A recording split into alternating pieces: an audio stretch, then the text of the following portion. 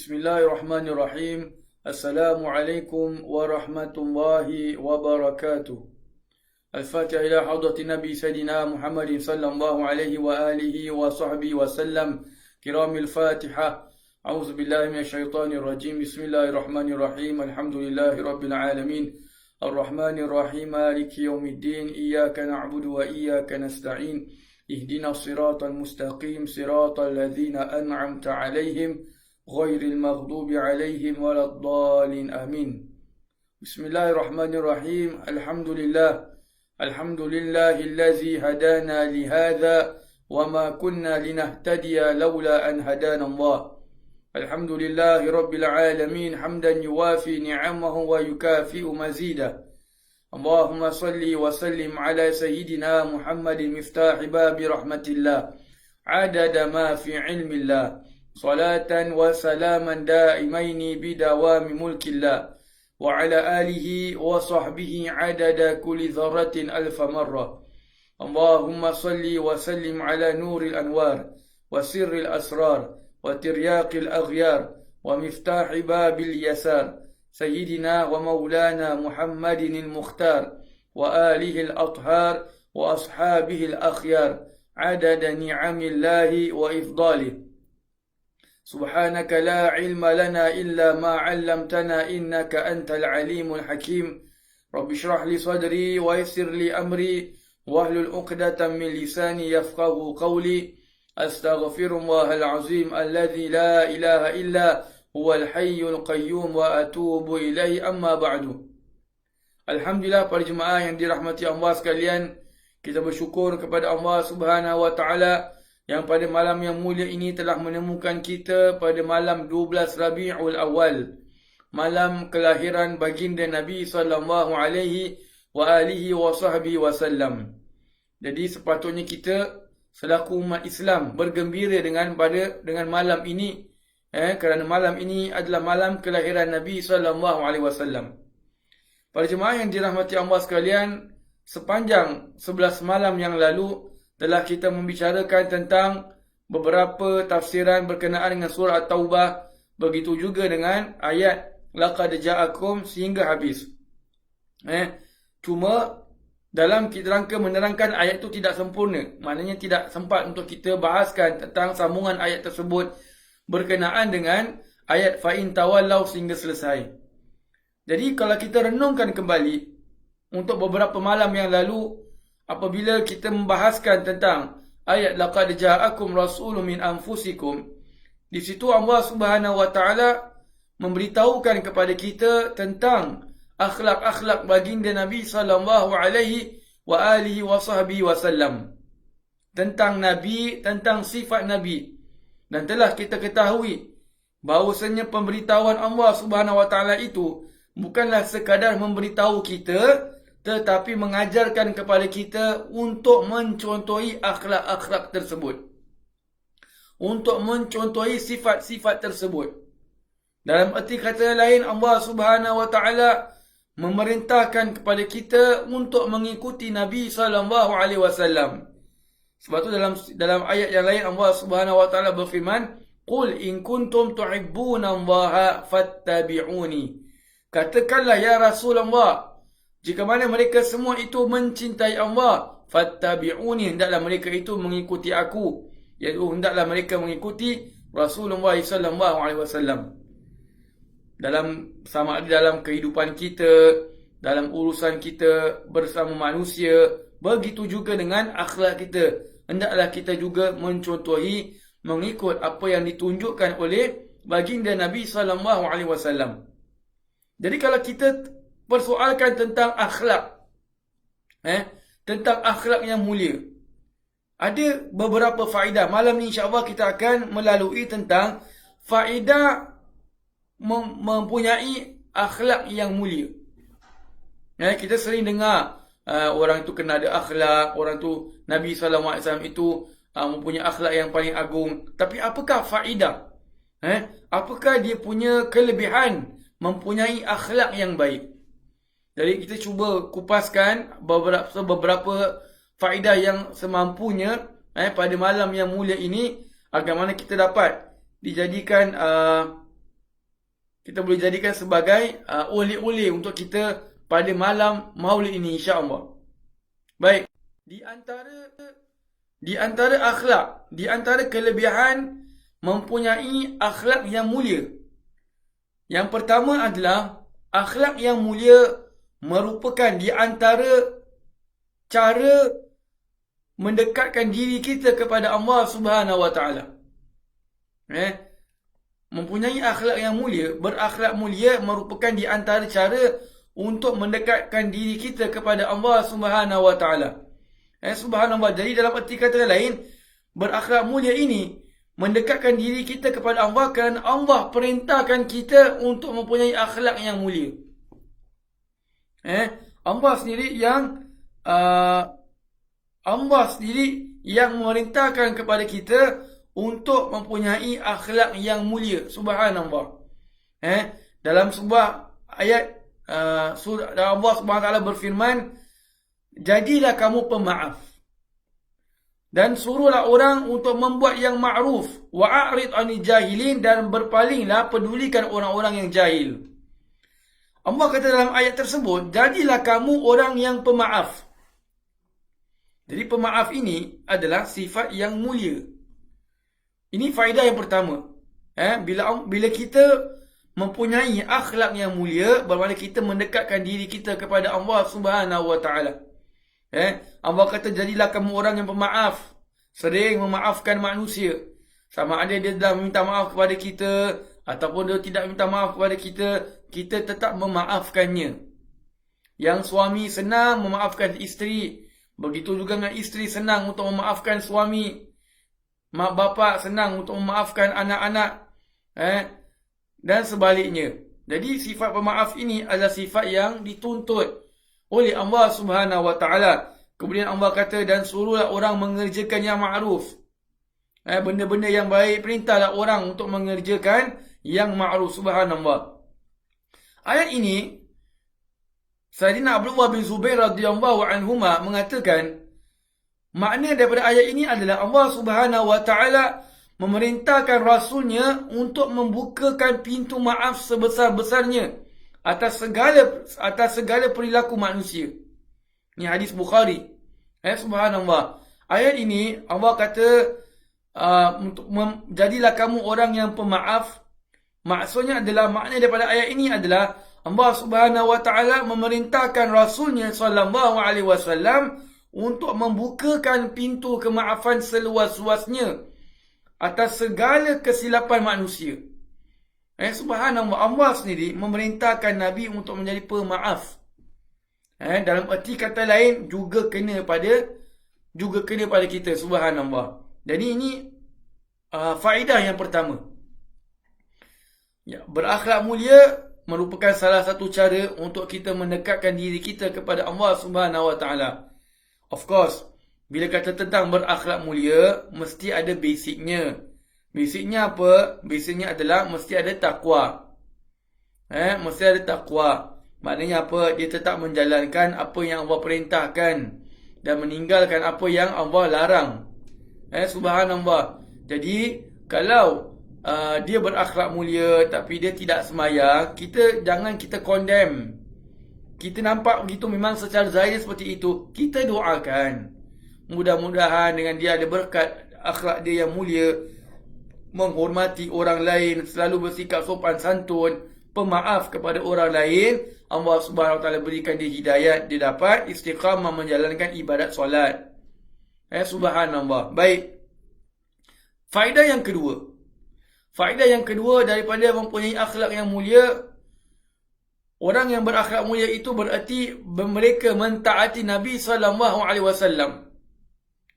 Orang yang berakhlak mulia, orang yang mempunyai akhlak yang mulia, bermakna dia itu mentaati baginda Nabi sallallahu alaihi wasallam. Nabi sallallahu alaihi wasallam bersabda apa? Wa khaliqin nasa bi khuluqin hasan. Wa khaliqin nasa bi khuluqin hasan. Dan bergaullah dengan manusia dengan akhlak yang baik. Hadis masyhur, hadis riwayat Imam At-Tirmizi rahimahullah taala. Kata Nabi SAW, wa khaliqin nasa bi khuluqin hasan. Dan pergaulilah manusia, bercampurlah dengan manusia dengan akhlak yang baik, bi khuluqin hasan, dengan akhlak yang baik. Subhanallah, Nabi SAW sendiri meminta kepada Allah SWT agar terus memberikan kepada Nabi akhlak yang baik. Nabi sendiri yang Allah SWT dah berfirman dalam Al-Quran, wa innaka la'ala khuluqin azim, surah Al-Qalam. Surah Al-Qalam, Allah berfirman, wa innaka la'ala khuluqin azim, dan sesungguhnya engkau ya Rasulullah punya akhlak yang paling agung. Dah cakap macam gitu sekalipun, Nabi SAW masih lagi minta Allah berikan kepada Nabi akhlak yang terpuji, akhlak yang baik. Dalilnya kat mana? Dalil doa Nabi ketika melihat cermin. Apa yang Nabi baca? Allahumma kama hassanta khalqi fahassin khuluqi. Ya Allah, sebagaimana engkau telah memperelokkan rupaku. Allahumma kama hassanta khalqi. Ya Allah, sebagaimana engkau telah memperelokkan rupaku, fahassin khuluqi, maka perelokkan juga akhlakku. Subhanallah. Maka perelokkan juga akhlakku. Adakah akhlak yang lebih baik daripada Nabi? Tak ada. Nabi tu dah kira dah paling maksimum lah. Dah sampai garis lah. Kalau ada maksimum point tu 100, Nabi dah 100. Tak ada over 100, tak ada lagi. Tak ada yang lebih Nabi SAW. Subhanallah. Despite Nabi sudah dipuji oleh Allah akhlak yang paling agung, Nabi masih lagi minta agar Allah berikan kepada Nabi akhlak yang tertinggi. Agar Allah SWT berikan kepada Nabi akhlak yang terpuji. Subhanallah. Sallallahu alaihi wa alihi wasallam. Baik. Itu yang kedua. Yang ketiga, akhlak yang terpuji, akhlak yang baik merupakan salah satu cara untuk kita menghapuskan dosa-dosa kita.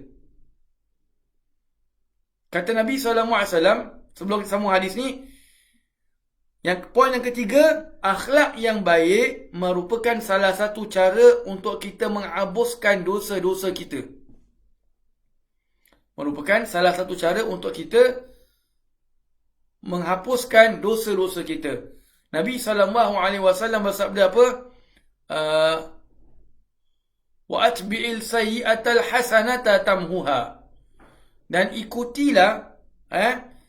ikutilah perbuatan yang buruk itu dengan amal yang baik. Kerana amal yang baik itu dapat menghapuskan perbuatan buruk tersebut.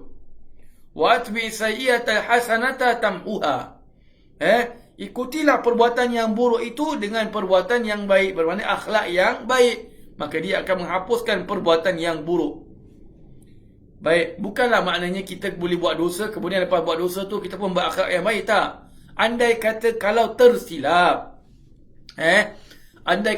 tersilap, maka kita boleh cover balik, boleh kita minta ampun kepada Allah dengan kita make it up balik. Make it up balik dengan cara macam mana? Cara dengan berakhlak yang mulia. Subhanallah. Sallallahu alaihi wa alihi wasallam. Jadi jangan salah faham. Bukanlah maknanya lepas tu begini main pakau pula. Lepas main pakau kita pun belanja orang minum teh. Asal minum teh? Oh, tadi saya beli teh ni supaya cover orang minum, saya main pakau tadi, dosa saya kena hapus. Tak. Itu memang kita purposely nak buat. Subhanallah. Maknanya kalau anda kata kita tersilap, kita bolehlah minta agar Allah SWT hapuskan kesilapan tersebut dengan diikuti dengan akhlak yang baik. Subhanallah. Baik. Itu yang ketiga. Yang keempat pula, akhlak yang mulia, ni yang nombor 4 ni ada similarity dengan nombor 3. Tapi yang nombor 3 ini adalah mengikuti setiap perbuatan yang buruk itu dengan akhlak yang baik. Yang nombor 4 pula adalah akhlak yang baik itu akan mendapatkan keampunan daripada Allah Subhanahu Wa Taala. Akhlak yang baik itu boleh mendapatkan keampunan daripada Allah Subhanahu Wa Taala. Jadi orang yang mempunyai akhlak yang mulia itu dia akan mendapatkan keampunan daripada Allah Subhanahu Wa Taala. Sebab tu ada dalam sebuah hadis, dalam hadis yang sahih, dalam hadis yang sahih, riwayat Bukhari dan juga Muslim, dalam ringkasnya dalam riwayat tersebut, besok nanti dekat hari kiamat, Allah SWT akan bertanya kepada seorang hamba, kamu telah diberikan oleh Allah, kamu telah diberikan harta yang banyak. Apa yang kamu telah berbuat dengan hartamu? Subhanallah, apa yang telah kamu perbuat dengan hartamu di dunia? Ini dalam maksud hadis. Kemudian hamba itu akan berkata, ya Allah, aku menggunakan hartamu itu untuk berniaga. Dalam perniagaan itu aku bertoleransi, aku bersikap tolak ansur dengan orang-orang. Mana orang-orang yang tidak mampu untuk bayar, maka aku kasih mereka tangguhkan. Aku kasih mereka penangguhan untuk membayarkan barang yang mereka tidak mampu. Aku memberikan mereka kemaafan. Aku memberikan mereka, memudahkan bagi mereka untuk urusan jual beli mereka kepada aku. Maka kata Allah Subhanahu wa taala, sesungguhnya aku lebih berhak memaafkan hamba-hambaku daripadamu. Maafkanlah hambaku ini. Subhanallah. Maknanya apa? Hadis ni nak beritahu kepada kita, bila Allah SWT berfirman, bila mendengarkan apa yang diberitahu oleh ahli peniaga ini, businessman ni, Allah kata, aku ni lebih berhak untuk mengampunkan mereka daripada kamu. Subhanallah. Maka Allah kata, maafkanlah, ampunkanlah hamba-ku. Yang bermakna Allah ampunkan hamba tersebut. Subhanallah. Kerana apa? Kerana akhlak yang mulia dia. Bersikap tolak ansur, bersikap lemah lembut, senang untuk berurusan ketika dalam perniagaan. Jadi yang kelima adalah akhlak, yang keempat ini adalah akhlak yang mulia, boleh mendapatkan keampunan daripada Allah Subhanahu wa taala. Kemudian yang kelima, orang yang berakhlak mulia boleh mendapatkan cintanya Rasulullah sallallahu alaihi wasallam. Orang yang berakhlak mulia boleh mendapatkan cintanya Allah Subhanahu wa taala. Dalam sebuah hadis yang diriwayatkan, Rasulullah sallallahu alaihi wasallam bersabda apa? Ahabbu ibadillahi ila Allahi ahsanuhum khuluqa. Nabi SAW bersabda, ahabbu ibadillahi, hamba yang paling dicintai oleh Allah. Ahabbu ibadillahi ila Allah, hamba Allah yang paling dicintai oleh Allah, ahsanuhum khuluqa, yang memiliki akhlak yang terbaik, yang mempunyai akhlak yang baik. Subhanallah. Nabi sendiri bersabda, hadis ni hadis riwayat Imam At-Tabrani. Nabi SAW bersabda apa? Ahabbu ibadillahi ila Allah, hamba Allah yang paling dicintai oleh Allah ialah yang mempunyai akhlak yang terbaik. Subhanallah. Jadi ini memotivasikan kita ambil pada malam yang mulia ini, kita menjadikan satu azam untuk merubahkan diri kita menjadi insan yang lebih baik. Untuk mengubahkan diri kita menjadi insan yang lebih baik, terutama dari sudut akhlak kita. Sama ada akhlak kita dengan isteri, akhlak kita dengan suami, akhlak kita dengan anak-anak kepada mak bapak, guru, akhlak guru dengan murid, akhlak murid kepada guru, akhlak sebagai jiran antara jiran, sama jiran itu jiran Islam atau jiran orang kafir, akhlak dengan kaum kerabat dan sebagainya. Kita berazam untuk kita memperbaiki akhlak kita. Subhanallah. Menjaga adab-adab dan sebagainya. Kerana memakai pakaian akhlak yang mulia adalah merupakan menjadikan hamba itu dicintai oleh Allah Subhanahu wa taala. Allah suka orang yang berakhlak mulia. Subhanallah. Baik. Yang keenam.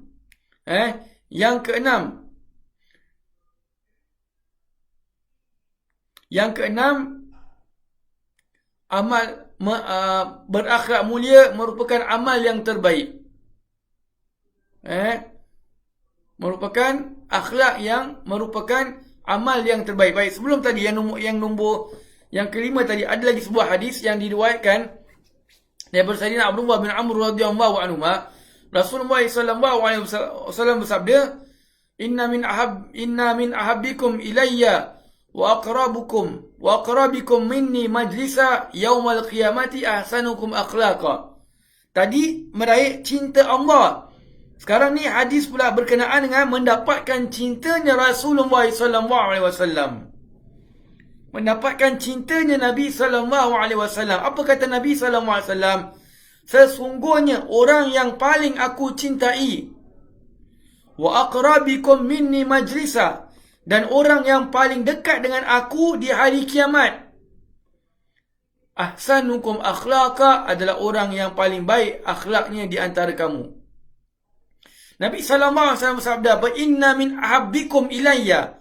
Sesungguhnya orang yang paling aku cintai, subhanallah, orang yang paling aku cintai. Nabi bersabda, orang yang paling aku cintai dan orang yang paling dekat dengan aku di hari kiamat. Subhanallah.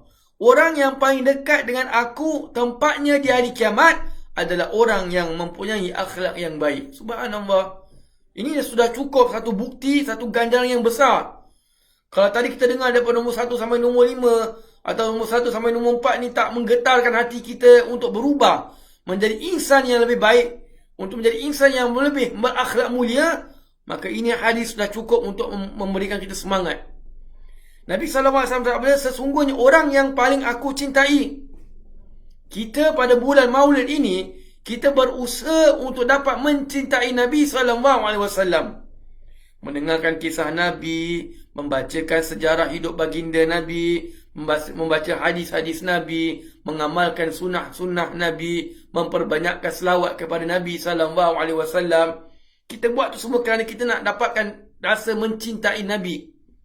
Yang ini pula Nabi kata orang yang paling aku cintai. Subhanallah. Nabi cinta orang ni. Siapa? Ahsanukum akhlaqa. Orang yang terbaik di antara kamu akhlaknya. Orang yang terbaik di antara kamu akhlaknya. Subhanallah. Kalau kita kata, okeylah ustaz, tu tempat dunia. Dekat akhirat, kalau ada tempat kita tu dekat dengan Nabi, bermakna itu harapan cerah. Harapan cerah. Kalau kita tempat kita dekat dengan Fir'aun, itu harapan apa? Harapan habis. Cerah juga, tapi negatif side. Jadi kalau kita akhlak, kalau kita tempat kita dekat dengan Nabi, bermakna itu harapan cerah. Subhanallah. Baik. Balik pada yang keenam, akhlak yang mulia merupakan di antara amal yang terbaik. Akhlak yang mulia merupakan di antara amal yang terbaik.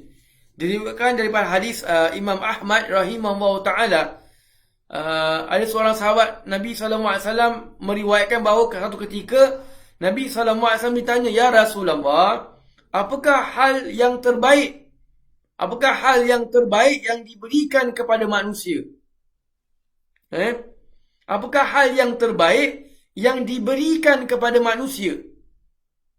Maka jawab Nabi SAW, husnul khuluq, akhlak yang baik.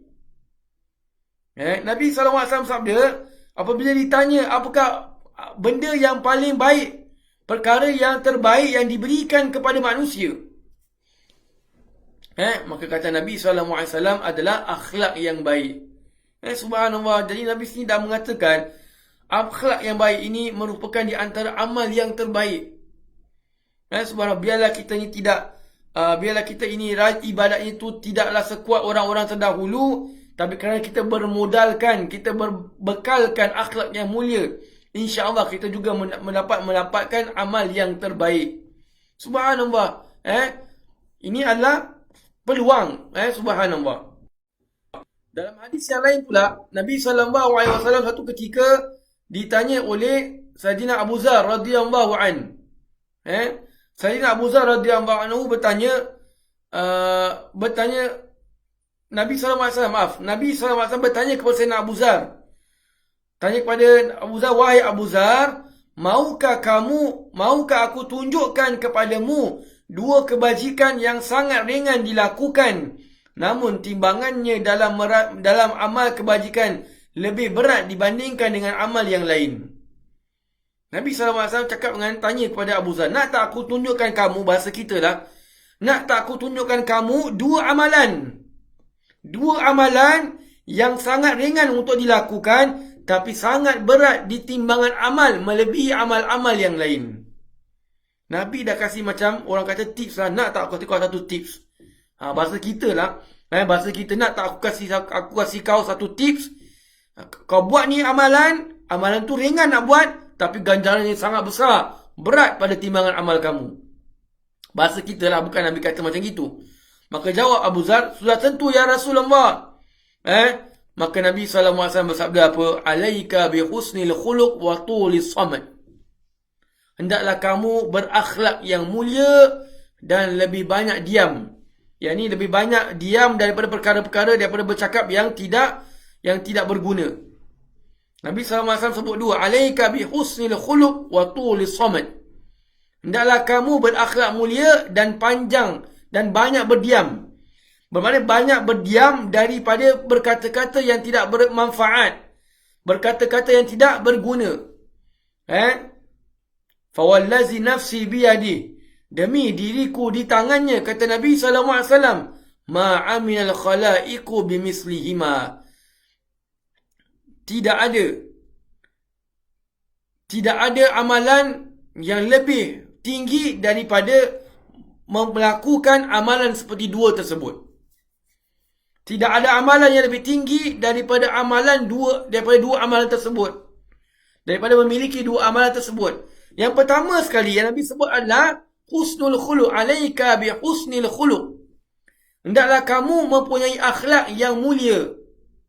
Subhanallah, akhlak yang mulia saja dah boleh memberatkan daun timbangan amal kita nanti di akhirat. Yang kedua adalah tulis samad. Tulus samad bermakna banyakkan berdiam. Kerana terkadang-kadang kita ni bila buka mulut macam-macam keluar. Subhanallah, sebab tu dalam ulama mengatakan tanda bahayanya lidah, Allah SWT menjadikan dia dua pagar, gigi dan juga bibir. Tanda bahayanya lidah, Allah menjadikan dia dua pagar, gigi dan juga bibir. Subhanallah. Kadang-kadang kita ni buka mulut macam-macam. Daripada kerana mulut, badan binasa. Subhanallah. Binasa kat dunia ni tak apa, tapi kalau binasa kat akhirat, na'udzubillah. Maka Nabi SAW berkata apa? Bersabda, alaika bi husnil khuluq wa tulis samad. Banyak berakhlak yang mulia dan juga banyak berdiam. Bermain daripada perkara-perkara bercakap benda yang tidak bermanfaat. Subhanallah. Yang ketujuh. Hamba yang berakhlak mulia. Orang yang berakhlak mulia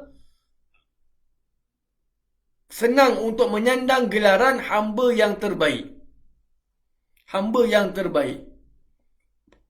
Hamba yang berakhlak mulia senang untuk menyandang title hamba yang terbaik.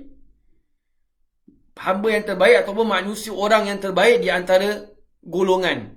Ada guru kat masjid. Siapakah orang kat masjid yang paling mulia? Orang yang mempunyai akhlak yang paling mulia. Nabi SAW bersabda, inna min khiyarikum ahsanikum akhlaqa. Ahsanikum akhlaqa. Ahasinakum akhlaqa. Kata Nabi SAW, sesungguhnya yang paling baik di antara kamu adalah yang terbaik akhlaknya. Kalau kita pernah dengar hadis yang masyhur juga, khairukum li ahli. Sebaik-baik kamu adalah yang terbaik dengan keluarganya. Ada orang bila dengan member bukan main rapat, bukan main jaga hati, jaga bahasa, jaga suara, macam-macam jaga. Tapi bila dengan isteri, bila dengan anak, senang untuk marah. Tak bawa sambal, makan nasi lemak, dia dah mengamuk. Mana sambal ni? Mana ada makan nasi lemak, tak ada sambal pula. Sambal pun pasal. Kalau ikut cerita Ramli masa asal tak letak belacan. Subhanallah. Jadi Nabi kata, orang yang terbaik akhlaknya itu adalah orang yang terbaik. Orang terbaik itu adalah orang yang punya yang terbaik akhlaknya. Dan juga dalam hadis yang lain, khairukum li ahli. Orang yang terbaik itu adalah orang yang terbaik dengan keluarganya. Sebaik-baik kamu adalah yang terbaik dengan keluarganya. Subhanallah. Baik. Itu yang ketujuh. Baik. Yang ke-8. Yang ke-8 adalah orang yang mempunyai akhlak mulia, maka orang itu akan senang untuk berinteraksi berinteraksi dengan manusia yang lain. Orang yang mempunyai akhlak yang mulia, maka dia senang untuk berinteraksi dengan manusia yang lain. Subhanallah. Dalam sebuah hadis Nabi SAW bersabda, orang yang terbaik di antara kamu adalah seorang mukmin yang selalu bersikap ramah dan mudah menerima orang lain, yakni bergaul. Seorang yang tidak ramah dan sulit menerima orang lain tidak mempunyai nilai, tidak memiliki nilai baik sedikit pun. Nabi SAW bersabda apa? Orang yang terbaik di antara kamu adalah seorang mukmin yang selalu bersikap ramah dan mudah menerima orang lain, yakni mudah untuk bergaul dengan orang lain. Subhanallah. Nabi kata orang yang terbaik, orang mukmin yang bersikap ramah. Ramah, bermesra, mulut ni ringan nak orang kata bermesra. Tanya apa khabar, dah makan, keluarganya macam mana, tinggal di mana. Kira ramah, senang nak berbual. Subhanallah, itu orang mukmin yang baik. Dia bukan jumpa orang mukmin dia muka masam macam beruang. Masam je. Beruang kalau letak beruang kat sebelah muka dia, beruang tu ingat tu adik dia. Masam je depan orang beriman ni. Orang Islam dengan orang Islam macam tak geng. Tak tahu apa pasal. Tak pernah jumpa, tak pernah nampak, tiba-tiba jumpa. Contoh kat masjid, buang muka. Buang macam tak kenal. Muka masam je. Subhanallah. Jadi, kalau kita nak jadi orang yang terbaik, perbetulkan akhlak kita, jadilah kita orang yang meramah. Ramah mesra. Dan mudah bergaul dengan orang lain. Mudah bergaul dengan orang lain. Mudah untuk bercakap, mudah untuk memberikan pendapat, mudah untuk bergurau dan sebagainya. Dia tak ada macam kata orang bergurau, dia fierce di muka. Masam je. Orang buat kelakar pun dia tak ketawa. Subhanallah. Ini orang ni ada masalah sikit. Hati dia ada problem, otak dia ada problem, nak kena hantar ke IMH. Hantar sikit. Bagus. Jadi Nabi SAW sabda, orang mukmin yang terbaik adalah mukmin yang ramah dan yang mudah untuk menerima dengan orang lain. Subhanallah. Baik. Itu yang ke-9. Itu yang ke-8. Yang ke-9. Yang ke-9 berkenaan dengan faedah akhlak yang baik adalah yang ke-9, orang yang mempunyai akhlak yang baik, orang yang mempunyai akhlak yang baik, dia akan dapat memperluaskan hubungan persahabatan dan juga akan memperkecilkan permusuhan. Kata yang ke-9 adalah orang yang punya akhlak yang baik, maka dia akan memperluaskan persahabatan. Bermakna apa? Senang untuk dia bersahabat dengan orang lain. Senang kenalan dengan si fulan, senang jadi kawan si fulan, kenal si fulan. Kerana apa? Kerana akhlak dia yang baik. Kerana akhlak yang baik. Dan juga dengan akhlak yang baik ini, dia akan memperkecilkan peluang bermusuhan dengan orang lain. Susah nak cari orang tak ngam dengan dia. Susah. Susah. Subhanallah. Kerana apa? Kerana dia mempunyai akhlak yang mulia. Dikatakan dalam sini Al-Imam Al-Marudi berkata, bila perangai seseorang itu baik, maka ia akan memiliki banyak kawan dan sedikit musuh. Perkara yang sulit, yang susah akan menjadi senang untuk dia. Serta hati yang keras pun akan menjadi lembut terhadap dia. Bila orang itu mempunyai akhlak yang mulia, maka orang itu akan memiliki banyak kawan. Pasal apa? Dia senang beramal mesra dengan manusia. Dengan manusia dia berakhlak yang baik. Adabnya jaga. Menghormati orang itu ada. Menjaga perasaan orang itu selalu.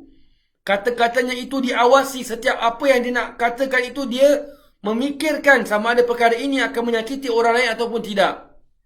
Sangat untuk menjaga akhlaknya. Subhanallah. Maka orang macam ini dia banyak kawan. Dan sedikit orang yang bermusuhan dengan dia. Subhanallah. Baik. Jadi itu yang ke-9. Yang ke-10, yang terakhir kita ambil kat sini adalah orang yang mempunyai akhlak yang mulia. Orang yang mempunyai akhlak yang mulia merupakan satu bukti dia itu mempunyai iman yang sempurna. Ni yang nombor 10 ni very special. Apa dia? Orang yang mempunyai akhlak yang mulia adalah satu bukti menunjukkan bahawa dia itu mempunyai akhlak yang iman yang sempurna. Tingkatan iman yang bagus. Jadi kalau kita nak tengok sama ada orang imannya itu bagus ataupun tidak, adalah kita tengok bagaimana akhlak dia. Kita jangan kita ukur secara general lah. Jangan maksudnya kita ukur, kita nampak akhlak dia buruk je, kita pun cakap dengan kawan kita, post kat Facebook, si fulan tu nama dia semayang tapi sebenarnya akhlak dia buruk. Di fulan tu akhlak dia buruk. Tu nama tanda tu iman dia kurang, sebab tu dia boleh akhlak yang buruk. Kita belajar pakaikan untuk diri kita. Kita implementkan kepada diri kita. Kita jadikan itu kayu ukur itu pada diri kita. Jangan kita jadikan itu pada orang lain. Jadi bermakna apa? Bila kita kata akhlak yang baik itu merupakan tanda kesempurnaan iman, bermakna kita apply kat diri kita. Hari itu macam mana iman kita? Hari ni malas malas nak ibadat, malas nak semayang, malas nak baca Quran, malas nak selawat, malas nak tu, malas nak ni. Benda-benda ibadat hari tu kita macam malas nak buat. Jadi kita tengok kepada kita punya akhlak. Akhlak kita macam mana hari tu? Sifat pemarah ke? Mempunyai sifat-sifat yang mazmumah, sifat-sifat yang dikeji ke?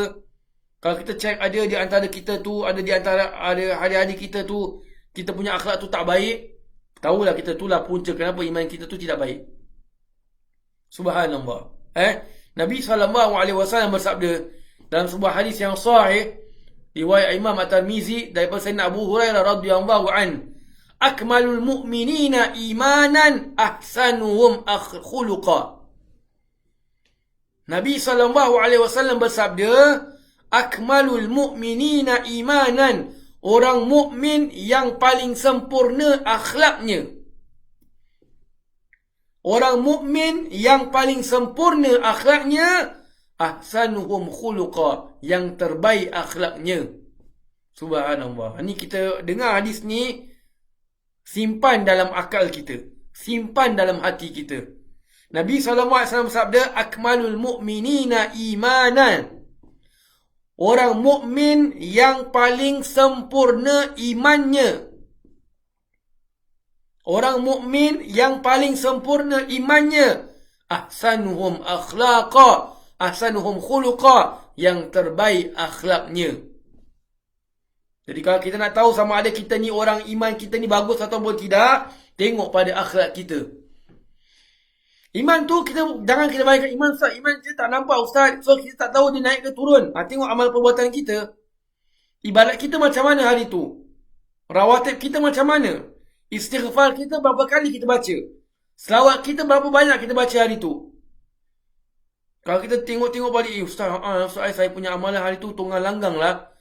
Tu bermakna ia mungkin ada berasal kembali daripada akhlak yang buruk. Jadi dia boleh kata dalam mafhum daripada perkataan daripada sabda Nabi ini adalah setiap orang yang mempunyai akhlak yang buruk itu, maka imannya itu tidak sempurna. Orang yang mempunyai akhlak yang tidak baik, akhlak yang bengis, akhlak yang kasar, maka itu menunjukkan imannya itu tidak sempurna. Sekali lagi saya ulang, kita menggunakan hadis ini untuk pemakaian kita sepanjang hidup kita. Bukan kita menggunakan hadis ini untuk kita menjatuhkan orang lain, untuk kita mempersalahkan orang lain, bukan untuk kita condemn orang lain.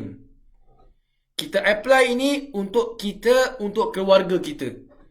Beritahu pada keluarga kita, Nabi SAW bersabda, akmalul mu'minina imana, orang mukmin yang paling baik imannya adalah orang mukmin yang terbaik akhlaknya. Ahsanuhum khuluqa. Ahsanuhum khuluqa. Subhanallah. Jadi inilah faedah bagi orang yang mempunyai akhlak yang mulia. Faedah yang besar bagi orang yang punya akhlak yang mulia. 10 perkara yang kita boleh ambil oleh-oleh bagi kita pada malam yang mulia ini, malam kelahiran Nabi SAW. Semoga dengan apa yang kita dengar pada malam ini menerbitkan rasa semangat untuk kita mempunyai akhlak yang mulia. Kita berazam depan Allah Subhanahu Wa Taala, berjanji depan Allah agar mana Allah Subhanahu Wa Taala membantu kita untuk kita mendapatkan akhlak yang mulia. Subhanallah. Bila kita dapat akhlak yang mulia, alhamdulillah, merupakan pimpinan juga daripada Allah Subhanahu Wa Taala. Jadi kita berdoa pada malam yang mulia ini agar Allah memimpin kita, memberikan kepada kita akhlak yang baik, memberikan kepada kita taufik dan hidayat untuk kita dapat mengikuti baginda Nabi sallallahu alaihi wasallam dari setiap aspek kehidupan baginda sallallahu alaihi wasallam. Dan semoga Allah Subhanahu Wa Taala memberikan kepada kita kesenangan, kemudahan untuk kita dapat mengikuti sunnah-sunnah baginda Nabi sallallahu alaihi wasallam. Dan semoga dengan berkat malam yang mulia ini, berkat kelahiran baginda Nabi sallallahu alaihi wasallam, dan juga dengan keberkatan Nabi sallallahu alaihi wasallam, Allah ampunkan kita dan juga sekalian umat Islam. Allah kasihani kita dan juga sekalian umat Islam. Allah berikan kemudahan, memberikan kesembuhan bagi kita dan juga sekalian umat Islam. Dan semoga Allah Subhanahu Wa Taala menerima semua amalan-amalan kita, apa saja amalan-amalan yang kita tunjukkan demi menunjukkan cinta kita kepada Nabi sallallahu alaihi wasallam. Subhanallah. Dan semoga Allah Subhanahu Wa Taala mematikan kita semua dalam keadaan husnul khatimah. Amin ya rabbal alamin. Alhamdulillah, sampai di sini saja pertemuan kita pada malam ke-12 Rabiul Awal. Ayat tentang laqad ja'akum itu tak habis lagi. InsyaAllah kita sambung lagi tahun depan. InsyaAllah. Marilah sama-sama kita tutup dengan surah Wal Asri dan tasbih kafaratul majlis. Subhanakallahumma wa bihamdika asyhadu an la ilaha illa anta. Wa sallallahu ala sayyidina Muhammadin wa ala alihi wa sahbihi wa sallam. Walhamdulillahi rabbil alamin. Assalamu alaikum warahmatullahi wabarakatuh.